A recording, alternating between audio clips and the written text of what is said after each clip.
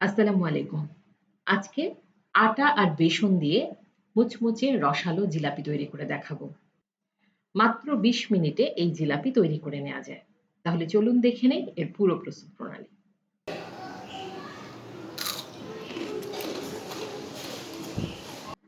জিলাপি তৈরির জন্য আমি এখানে নিয়ে নিচ্ছি ১/২ কাপ পরিমাণ আটা এবং সাথে লাগছে ১/২ কাপ পরিমাণ বেসন এবং সেই সাথে আমি এতে এড করছি ১/২ চা চামচ পরিমাণ বেকিং সোডা। এটা বেকিং পাউডার নয়, এটা বেকিং সোডা। আমি আপনাদের একটু দেখিয়ে দিচ্ছি। এরকম কৌটায় কিনতে পাওয়া যায় আর দামটাও হাতের নাগালে মাত্র ৳২০।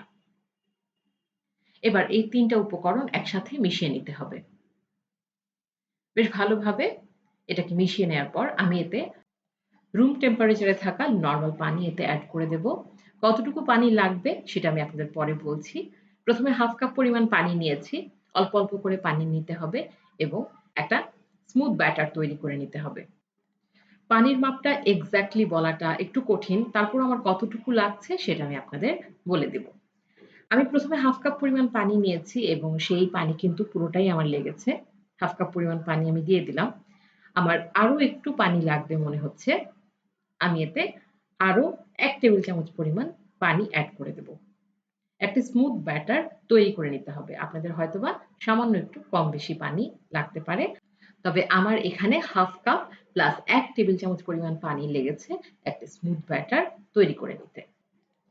আমি এই জিলাপির ব্যাটারটা হাতের সাহায্যে তৈরি করে নিচ্ছি। তবে আপনারা চাইলে হুইস্ক বা কাঁটা চামচ দিয়েও ব্যাটারটা তৈরি করে নিতে পারেন। তবে হাত দিয়ে করলেই সবচেয়ে ভালো রেজাল্ট পাওয়া যায়। সেটা আমার মনে হয়।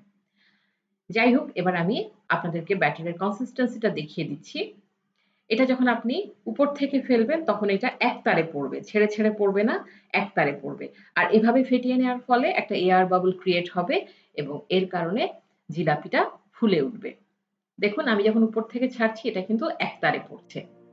তো এভাবে আমি ১ থেকে ১.৫ মিনিট ফেটিয়ে ব্যাটারটা তৈরি করে নিচ্ছি এবং ব্যাটারটা তৈরি হয়ে গেলে আমি এটাকে একটা সাইডে রেখে আমি শিরা তৈরিতে চলে যাচ্ছি।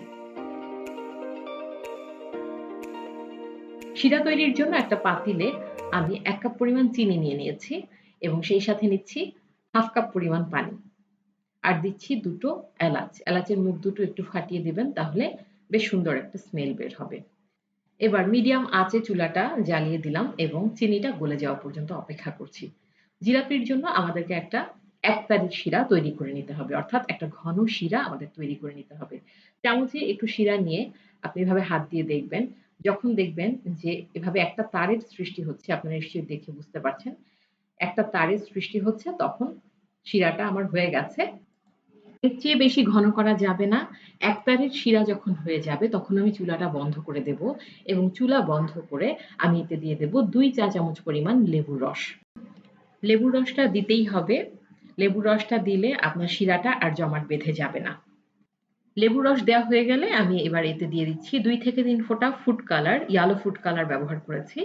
এটা অপশনাল, না দিলেও কোনো অসুবিধা নেই। এটা দিলে কালারটা সুন্দর আসে, সেজন্য আমি দিয়েছি। আর দিচ্ছি ১ টেবিল চামচ পরিমাণ ঘি। আর এই ঘিটা দেওয়ার ফলে আপনার মনে হবে আপনি ঘিয়ে ভাজা জিলাপি খাচ্ছেন। ১ টেবিল চামচ পরিমাণ ঘি দিয়েছি। ঘি না দিলেও কোনো সমস্যা নেই, এটাও অপশনাল। সমস্ত উপকরণ মিশিয়ে দিয়ে আমি হাঁড়িটাকে একটা সাইডে রেখে দিচ্ছি। জিলাপির জন্য আমাদের হালকা গরম শিরা লাগবে। ১৫ মিনিট পর ফিরে এলাম।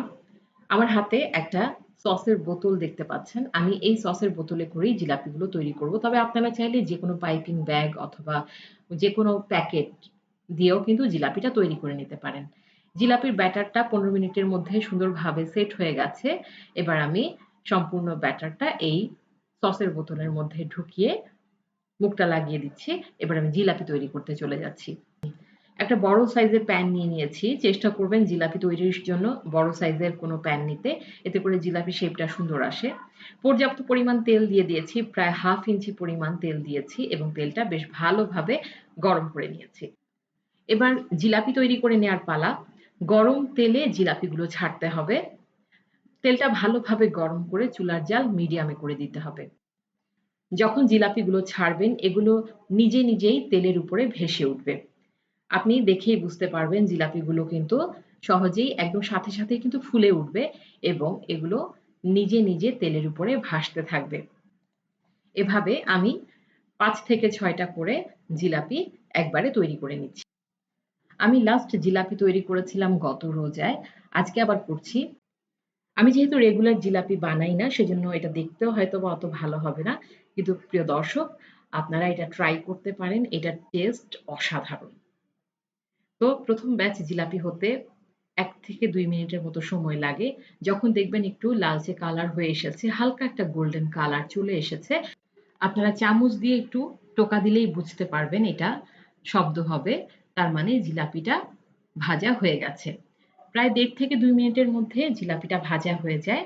জিলাপি ভাজা হয়ে গেলে একটা হালকা গোল্ডেন কালার যখন চলে আসলো, আমি এগুলোকে উষ্ণ গরম শিরায় অর্থাৎ হালকা কুসুম গরম শিরায় এগুলোকে সরাসরি দিয়ে দেব। আপনার শিরা যদি বেশি গরম থাকে তাহলে কিন্তু জিলাপিগুলো দেয়ার সাথে, সাথে চুপসে যাবে। তো এভাবে জিলাপিগুলোকে উঠিয়ে তেল ঝারিয়ে আমি সরাসরি জিলাপিগুলোকে শিরার পাতিলে দিয়ে দিচ্ছি। এক পাশে ১৫ সেকেন্ড এবং উল্টিয়ে অন্য পাশে ১৫ সেকেন্ড রেখে এই জিলাপিগুলোকে উঠিয়ে নিতে হবে। এভাবে সবগুলো জিলাপি আমি শিরায় দিয়ে উঠিয়ে নিচ্ছি। এই জিলাপিগুলো শিরায় থাকতে, থাকতে আমি আরেকটা ব্যাচ জিলাপি তেলে দিয়ে দিচ্ছি। এভাবে আমি সবগুলো জিলাপি ভেজে শিরা থেকে উঠিয়ে নিচ্ছি।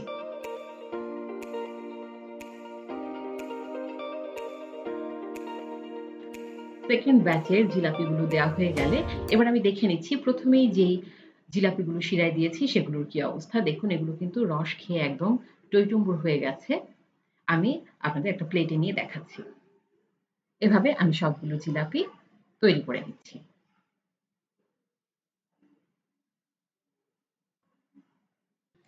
এরই মধ্যে আমার সেকেন্ড ব্যাচের জিলাপিগুলোতেও সুন্দর একটা কালার চলে এসেছে, গোল্ডেন কালার। এগুলোকে উঠিয়েও আমি সরাসরি শিরায় দিয়ে দিচ্ছি। এক পাশে ১৫ সেকেন্ড রেখে এবং উল্টিয়ে আরেক পাশে ১৫ সেকেন্ড রেখে আমি শিরা থেকে জিলাপিগুলোকে উঠিয়ে নিচ্ছি। এভাবে সবগুলো জিলাপি আমি তৈরি করে নিচ্ছি। প্রিয় দর্শক, তৈরি হয়ে গেল ভীষণ মজাদার আটা এবং বেসন দিয়ে তৈরি করা মুচমুচে রসালো জিলাপি। প্রিয় দর্শক, আশা করছি আপনাদের ভালো লেগেছে। এই রমজানে অবশ্যই ট্রাই করবেন আটা এবং বেসন দিয়ে তৈরি করা মুচমুচে রসালো জিলাপি। সবাই ভালো থাকবেন। পরবর্তীতে নতুন কোনো রেসিপি নিয়ে হাজির হয়ে যাব। সবাই ভালো থাকুন, সুস্থ থাকুন। আল্লাহ হাফেজ।